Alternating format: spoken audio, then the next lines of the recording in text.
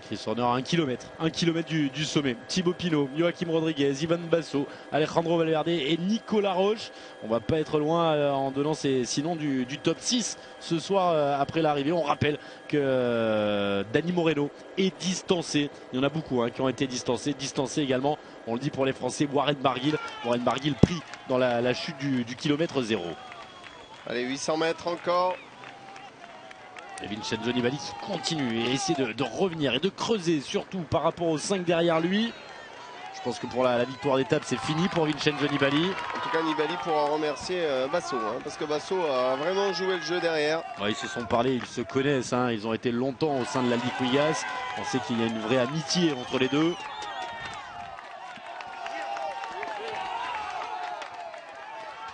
L'essentiel du travail est fait derrière par Thibaut Pinot. Et Horner qui accélère encore.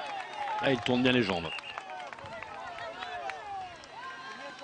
Chris Horner qui va prendre des points également au classement de la montagne. Il y a 15 points haut. Je me demande s'il ne va pas aller chercher le maillot des grimpeurs tout simplement et en déposséder Nicolas Roche. On va dire ça dans quelques secondes.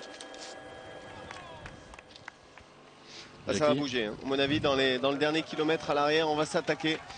Purito va sûrement, comme il fait très souvent, attaquer. Ouais, pour décramponner Valverde, pour récupérer 4 secondes de bonification, puisqu'il n'y aura plus que 4 secondes, et pour creuser une petite cassure.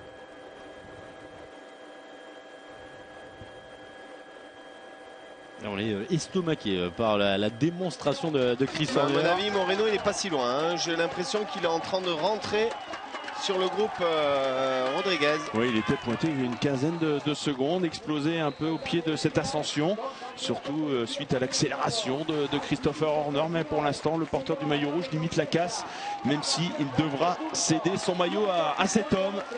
Ouais, Chris Horner qui va faire coup mouche, comme dirait Richard Vian, qu'un coup double et faire mouche. Et voici Chris Horner, deuxième victoire d'étape sur cette Vuelta.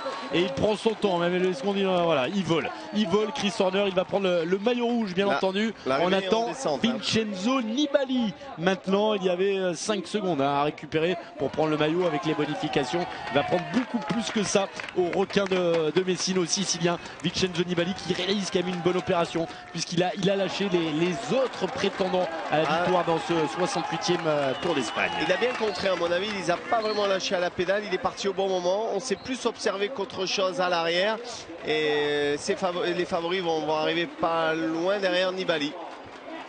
On rappelle, lorsqu'il est sorti, il avait une bonne cinquantaine de secondes de retard sur Christopher Horner, un écart qui s'est quasiment stabilisé sur les 2 derniers kilomètres. Incroyable la démonstration de Chris Horner. Il nous manque quelques paramètres même pour l'analyser. 48 secondes d'abandonné plus les 4 secondes de bonification. C'est 52 secondes exactement de perdu par Vincenzo Nibali. Thibaut Pinot qui va faire le sprint. Nicolas Roche n'est plus loin. C'est Alejandro Valverde qui le lance avec Ivan Basso. Valverde, Basso, Purito et une belle place dans le top 10 pour Thibaut Pinot qui va faire une énorme remontée au classement général. Et pour Nicolas Roche, il aura résisté. Il aura presque tout perdu aujourd'hui, ses espoirs de revenir en rouge et peut-être même son maillot de la montagne.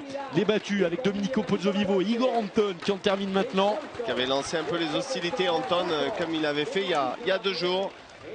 Pas récompensé encore.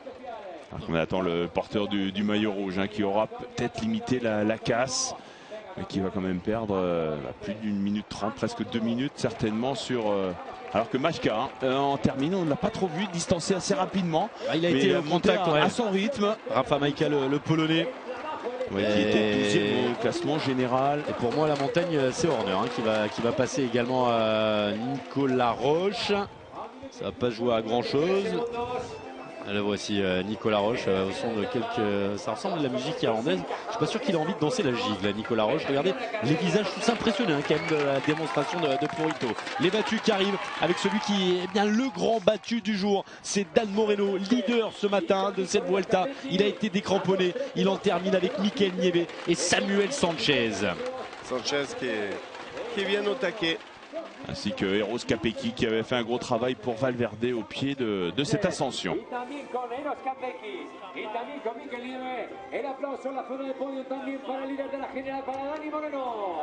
Il y a deux vainqueurs aujourd'hui. Il y a Chris Horner et Vincenzo Nibali. Vincenzo Nibali, bien voilà, il a rassuré tout le monde. Certains avaient des doutes. On vous avait demandé de faire vos tops et vos flops via les comptes sociaux. Et j'ai vu beaucoup de gens qui nous parlaient comme flop sur ce début de Vuelta de Vincenzo Nibali. Non, c'est flop parce qu'il vole sur l'eau là. Oui, pour l'instant, c'est vrai que sur certaines arrivées en altitude, il a perdu du temps. Il a encore perdu du temps aujourd'hui sur Christopher Horner. Mais voilà, il n'avait fait aucune faute. Ils avaient réalisé un bon chrono par équipe. Eh bien, à l'issue de cette étape, quels sont les favoris pour le podium? Il y a bien évidemment Vincenzo Nibali, sans oublier